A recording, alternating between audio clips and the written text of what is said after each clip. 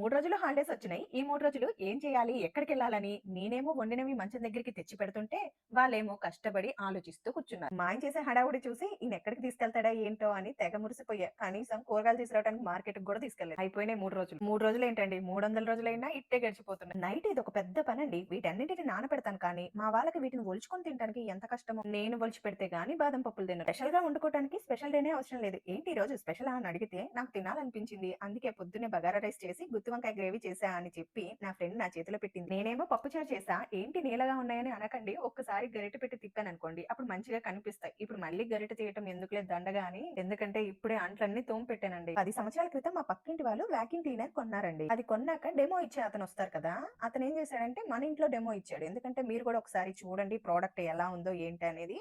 అందుకనే మన ఇంట్లో క్లీన్ చేసి చూపించాడు. నేను అంతకు ముందే ఇల్లు ఊడ్చేసి, తుడిచి శుభ్రంగా క్లీన్‌గా పెట్టా. ఇంకా డెమో ఇచ్చే అతను వాక్యూమ్ క్లీనర్‌తో క్లీన్ చేస్తే తలలో ఉన్న జుట్టు, చీపిరి పొట్టు అంతా వాక్యూమ్ క్లీనర్‌లోనే ఉంది. ఇదా నేను రోజు చేసే శుభ్రం అనుకుని వాక్యూమ్ క్లీనర్ నేను కూడా కొనేద్దాం అనుకున్నానండి. అదే మాట మా ఆయనతో చెప్పాను. అప్పుడు ఆయన ఏమన్నాడంటే, "నాకు నెలకొచ్చే సాలరీ, వాక్యూమ్ క్లీనర్ కాస్ట్ 2 ఒకటే. ఇప్పుడు మనం కొనటం అవసరమా?" అన్నారు. అందుకేనండి అప్పటి నుండి ఇప్పటి వరకు ఈ రూ. 500 వైపరే నా వాక్యూమ్ క్లీనర్.